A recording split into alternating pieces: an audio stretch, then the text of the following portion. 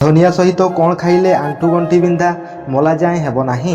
ଏହିପରି ପ୍ରଶ୍ନଗୁଡ଼ିକର ଆନ୍ସର ଜାଣିବାକୁ ହେଲେ ଭିଡ଼ିଓଟିକୁ ସ୍କିପ୍ ନ କରି ପ୍ରଥମରୁ ଶେଷ ପର୍ଯ୍ୟନ୍ତ ନିଶ୍ଚୟ ଦେଖନ୍ତୁ। ତ ଚାଲନ୍ତୁ ଡେରି ନ କରି ଆଜିର ଭିଡ଼ିଓଟିକୁ ଷ୍ଟାର୍ଟ କରିବା। ସୋ ଫ୍ରେଣ୍ଡସ୍, ଆଜିର ପ୍ରଥମ ପ୍ରଶ୍ନଟି ହେଉଛି ବତକ ମାଂସ ଖାଇଲେ କେଉଁ ରୋଗ ଭଲ ହୋଇଥାଏ? ଅପସନ୍ ଏ ଟିବି ରୋଗ, ଅପସନ୍ ବି ଜଣ୍ଡିସ୍ ରୋଗ, ଅପସନ୍ ସି ଡାଇବେଟିସ୍ ରୋଗ ଏବଂ option D cholesterol. Show friends, ଯଦି ଆପଣମାନେ ଏହି ପ୍ରଶ୍ନଗୁଡ଼ିକର ଆନ୍ସର ଜାଣିଛନ୍ତି ତାହେଲେ କମେଣ୍ଟ ମାଧ୍ୟମରେ 5 ସେକେଣ୍ଡ ମଧ୍ୟରେ ଉତ୍ତରଗୁଡ଼ିକ ଦେଇପାରିବେ। ସମୟଟି ଆରମ୍ଭ ହେଉଛି ଏବେଠୁ।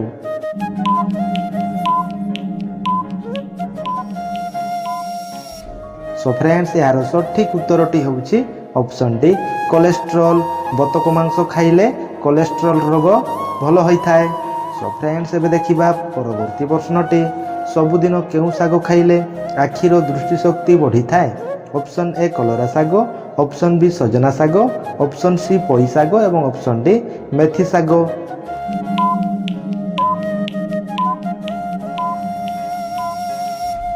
ସୋ ଫ୍ରେଣ୍ଡସ୍, ଏହାର ସଠିକ୍ ଉତ୍ତରଟି ହେଉଛି ଅପସନ୍ ବି ସଜନା ଶାଗ। ସବୁଦିନ ସଜନା ଶାଗ ଖାଇଲେ ଆଖିର ଦୃଷ୍ଟିଶକ୍ତି ବଢ଼ିଥାଏ। ସୋ ଫ୍ରେଣ୍ଡସ୍, ଏବେ ଦେଖିବା ପରବର୍ତ୍ତୀ ପ୍ରଶ୍ନଟି। ଘର ପାଖରେ କେଉଁ ଗଛ ଥିଲେ ଘରକୁ ସାପ ଆସନ୍ତି ନାହିଁ?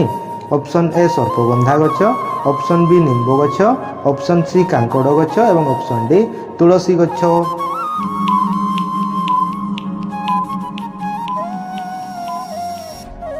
ସୋ ଫ୍ରେଣ୍ଡସ୍, ଏହାର ସଠିକ୍ ଉତ୍ତରଟି ହେଉଛି ଅପସନ୍ ଏ ସର୍ପଗନ୍ଧା ଗଛ। ଘର ପାଖରେ ସର୍ପଗନ୍ଧା ଗଛ ଥିଲେ ଘରକୁ ସାପ ଆସନ୍ତି ନାହିଁ। ସୋ ଫ୍ରେଣ୍ଡସ୍, ଏବେ ଦେଖିବା ପରବର୍ତ୍ତୀ ପ୍ରଶ୍ନଟି। ସବୁଦିନ କ'ଣ ଖାଇଲେ ଫୁସ୍ଫୁସ୍ ସୁସ୍ଥ ରହିଥାଏ? ଅପସନ୍ ଏ ଦହି, ଅପସନ୍ ବି ଘିଅ, ଅପସନ୍ ସି ଗୋଲମରିଚ ଏବଂ ଅପସନ୍ ଡି କଞ୍ଚା ଲଙ୍କା।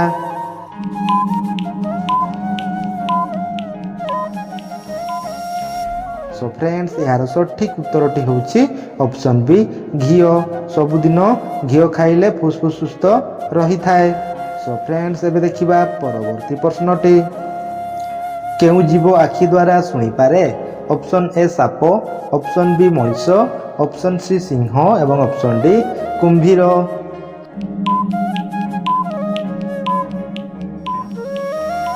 ସୋ ଫ୍ରେଣ୍ଡସ୍, ଏହାର ସଠିକ୍ ଉତ୍ତରଟି ହେଉଛି ଅପସନ୍ ଏ ସାପ।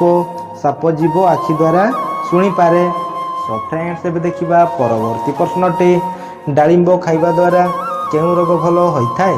ଅପସନ୍ ଏ କୋଷ୍ଠକାଠିନ୍ୟ, option B diabetes, option C ରକ୍ତହୀନତା ଏବଂ ଅପସନ୍ ଡି ରକ୍ତଚାପ।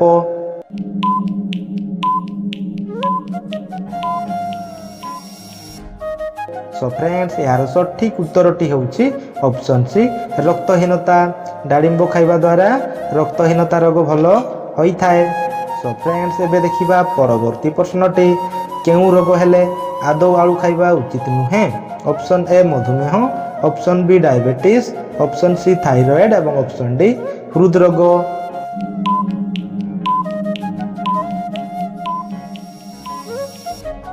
ସୋ ଫ୍ରେଣ୍ଡସ୍, ଏହାର ସଠିକ୍ ଉତ୍ତରଟି ହେଉଛି ଅପସନ୍ ବି ଡାଇବେଟିସ୍। ଡାଇବେଟିସ୍ ରୋଗ ହେଲେ ଆଦୌ ଆଳୁ ଖାଇବା ଉଚିତ ନୁହେଁ। ସୋ ଫ୍ରେଣ୍ଡସ୍, ଏବେ ଦେଖିବା ପରବର୍ତ୍ତୀ ପ୍ରଶ୍ନଟି। ପ୍ରତିଦିନ ତରଭୁଜ ଖାଇବା ଦ୍ୱାରା କେଉଁ ମାରାତ୍ମକ ରୋଗ ଠିକ୍ ହୋଇଯାଏ? ଅପସନ୍ ଏ ମଧୁମେହ, option B sugar, option C high blood pressure ଏବଂ ଅପସନ୍ ଡି ଟିବି ରୋଗ।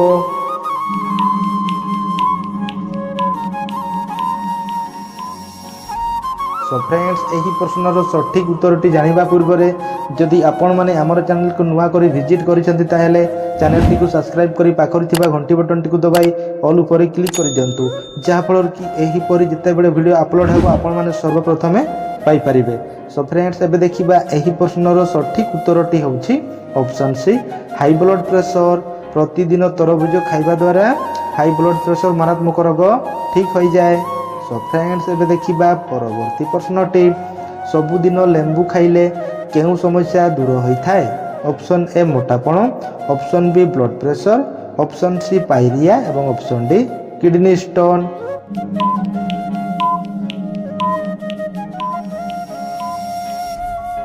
ସୋ ଫ୍ରେଣ୍ଡସ୍, ଏହାର ସଠିକ୍ ଉତ୍ତରଟି ହେଉଛି ଅପସନ୍ ଏ ମୋଟାପଣ। ସବୁଦିନ ଲେମ୍ବୁ ଖାଇଲେ ମୋଟାପଣ ସମସ୍ୟା ଦୂର ହୋଇଥାଏ। सो फ्रेंड्स एबे देखिबा परवर्ती प्रश्नटी अधिका कदली खाइबा द्वारा केउं रोग होइथाय। Option A blood pressure, option B acidity, option C मधुमेह एवं option D cancer.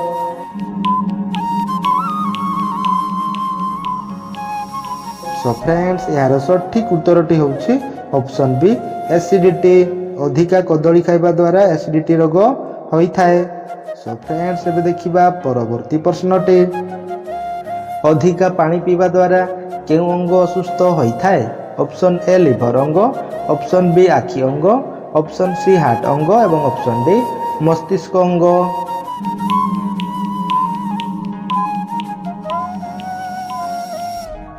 So friends यार सठिक उत्तरटी होउछि ऑप्शन सी हार्ट अंग। अधिका पानी पीवा द्वारा हार्ट अंग असुस्थ होइथाय। सो फ्रेंड्स एबे देखिबा परवर्ती प्रश्नटी आम शरीर रे केउं अंग सबु बेले अदा रहिथाय। ऑप्शन ए आखि, ऑप्शन बी नाक, ऑप्शन सी हाथ एवं ऑप्शन डी जीभ।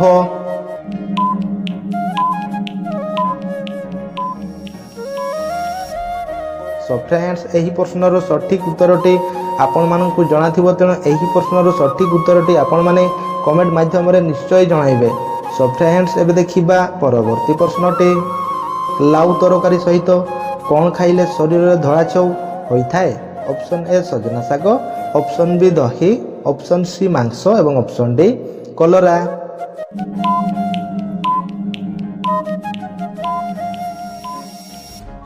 सो फ्रेंड्स यार सठिक उत्तरटी होउछि ऑप्शन डी कलरा। लाउ तरकारी सहित कलरा खाइले शरीर रो धड़ा छौ होइथाय। सो फ्रेंड्स एबे देखिबा परवर्ती प्रश्नटी पेट गैस को दूर करिवा पई केउं पानी पीवा उचित।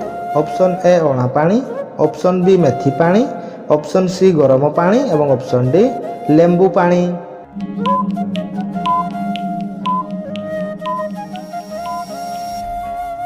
सो फ्रेंड्स यार सठिक उत्तरटी होउछि ऑप्शन सी गरम पानी।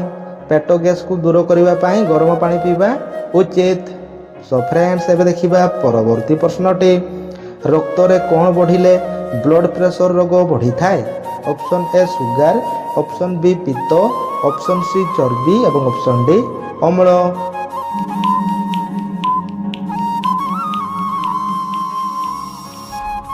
सो फ्रेंड्स यार सठिक उत्तरटी होउछि ऑप्शन डी अम्ल।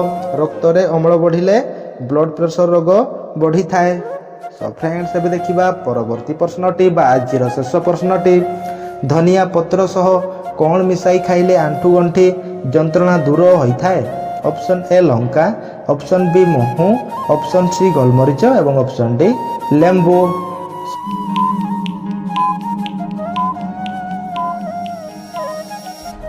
तो फ्रेंड्स एही प्रश्नर सठिक उत्तरटी जानिबा पूर्व जदि आपण माने आमर चैनल को नुआ करी विजिट करिसेंती ताहेले चैनल टी को सब्सक्राइब करी पाखर थिबा घंटी बटन टी को दबाई ऑल ऊपर क्लिक कर दियंतु, जहा फल कि जेते बेले भी एही परी उपयुक्त वीडियो अपलोड होबो आपण माने सर्वप्रथमे पाई परिबे।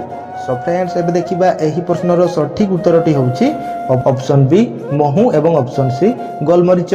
धनिया पत्र सह गोलमरीच एवं महू मिसाई खाइले आंठू गंठी जंत्रणा दूर होइथाय। सो फ्रेंड्स आज वीडियोटी एठी शेष करिबा, पुणी देखाबा परवर्ती वीडियो रे। जय जगन्नाथ।